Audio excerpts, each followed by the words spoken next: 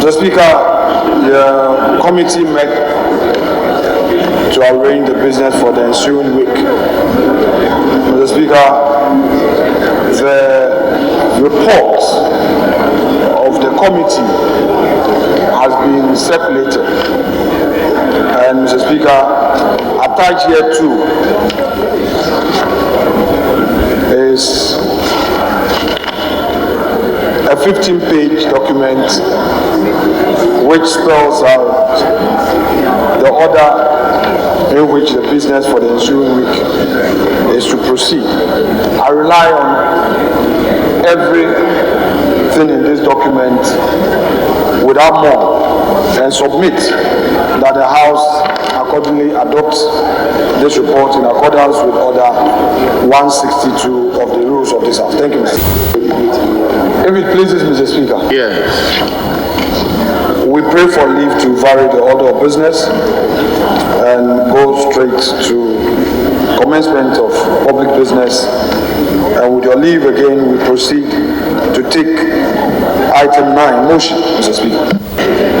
Mr. Speaker, this report has already been presented to the House in part.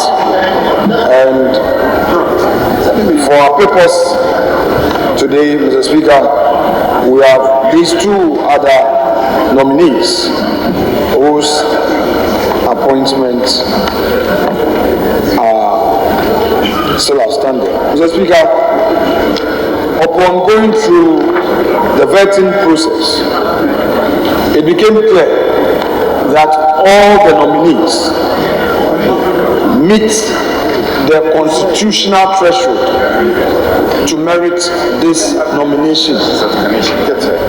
Therefore, Mr. Speaker, we should have no doubt at all in our mind that should these gentlemen get to the bench, which is the apex court of the land, they would have the capacity, the knowledge, the understanding to do that which is constitutionally required of them as justices of the Supreme Court. Mr. Speaker, everything about them have been well captured in this report, and without any further statement on them, I pray the House to adopt this report, which report, Mr. Speaker, makes a recommendation for us to approve of them. Mr. Speaker, the decision on these two is a majority decision, but as a House, we are fortified by the rules to consider them on the basis of consensus.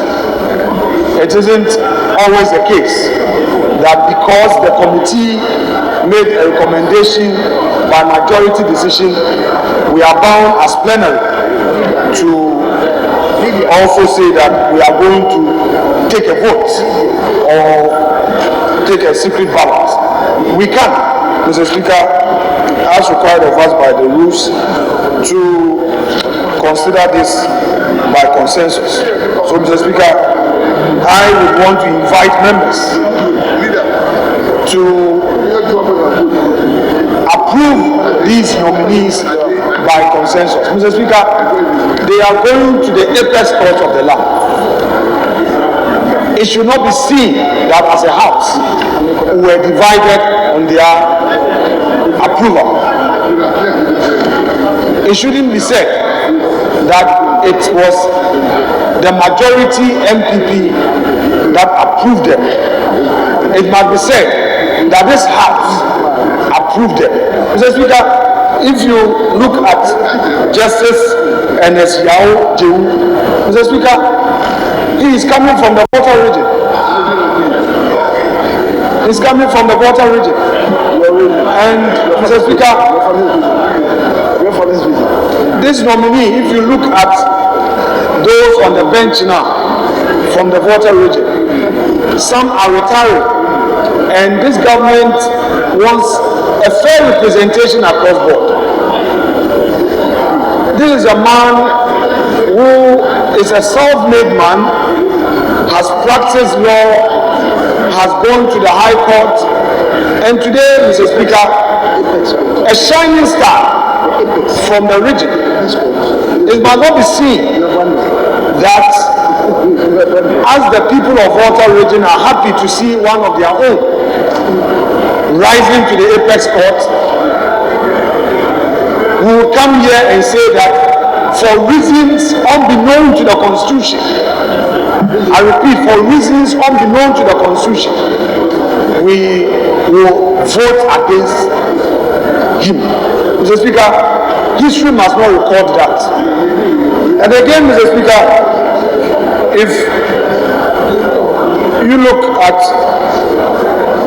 the other justice, my Lord Kumsin, Mr. Speaker, if you look at his CV, the work he has done in private practice, the work he has done on the bench from Central Region. Recently, Mr. Speaker, a justice of the Supreme Court who was appointed during the COVID lost his life, and Mr. President felt that there is a need to again look at a competent hand from the region to be promoted.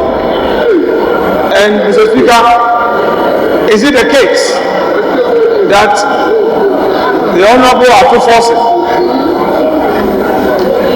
Afenyo-Markin, and members of this House will look at this nominee who has constitutionally qualified, who qualifies by the Constitution to go to the apex court and say that for some reasons unbeknown to the laws of the land, he's going to be denied that opportunity. Mr. Speaker, that would also leave so much to be desired. So, Mr. Speaker, I would want members to look at the work of the committee, peruse the CVs and everything that is contained in this report, and accept the invitation by me as a mover of this motion to, Mr. Speaker, approve this nomination by consensus, and I repeat, by consensus. And they wouldn't be sinning against the rules if, Mr. Speaker, they accede to this humble request by me. Mr. Speaker, for the avoidance of doubt, I shall proceed to conclude by referring members to Order 174. Mr. Speaker, 174 of the Rules of the House provides, and I quote, "The committee shall report to Parliament within 3 days after it has concluded its proceedings when Parliament is sitting.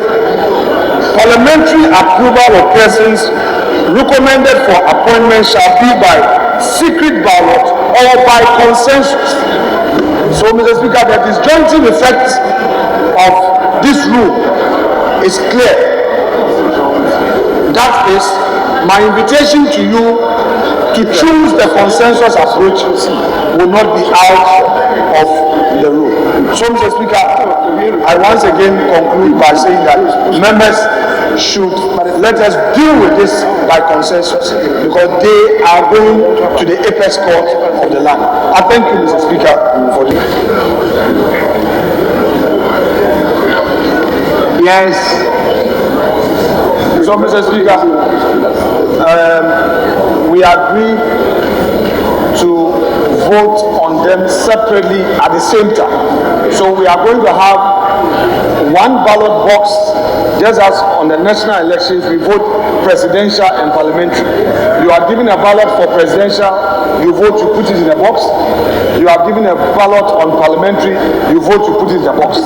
So the position is that we are going to have two ballot boxes, have separate voting but at the same time. So you go, the clerk gives you one ballot paper which has the list of the ministerial nominees.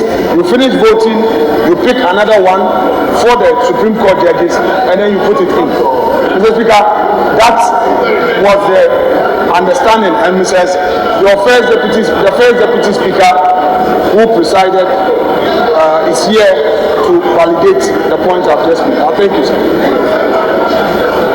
Mr. Speaker, it is true that this morning you did not preside at the conclave meeting. At conclave, the position taken by the majority was to the effect that we should take the vote together and have two ballot boxes here. We should have two ballot boxes. Our friends on the other side said that no, they would want us to take the judges after the ministerial vote. Mr. Speaker, when we came to the House, I again repeated my application. Thereupon, you sought the views of our colleagues and that of the first deputy speaker who presided. And he did confirm that indeed these were the views, but then it was subject to Mr. Speaker's directive. Mr. Speaker, accordingly, if I may attempt to quote you, you then concluded that your decision is for us to take the ministers first, and after that, we proceed with the judges. And you saw the ballot. And Mr. Speaker, you did indicate to the House that the ballot papers were ready.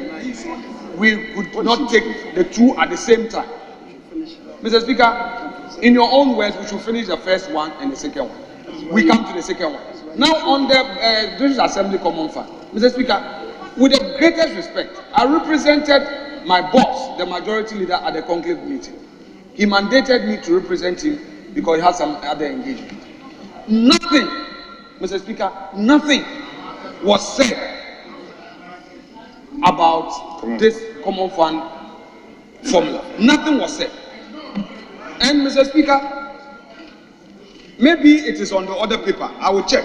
It's not there. I have gone through the other paper. There is no such thing.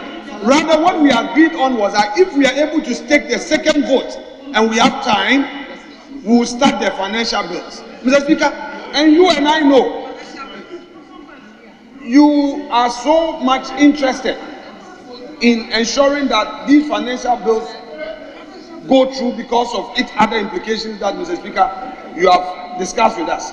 And the minority leader and the majority leader are both privy to some information that our external partners gave them on the need for us to deal with this matter.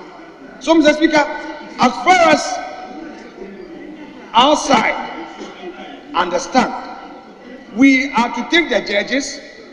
When we are done, we proceed with item 3, being the financial bills. One is at the third reading. So it's a lighter work for us. So, Mr. Speaker, I shall conclude by inviting you to hold that, having agreed to proceed with the vote on the justices of the Supreme Court, the nominees, we should, Mr. Speaker, proceed because, Mr. Speaker, Mr. President's communication to the House was in July of 2022. The report was ready as far back as December 2022.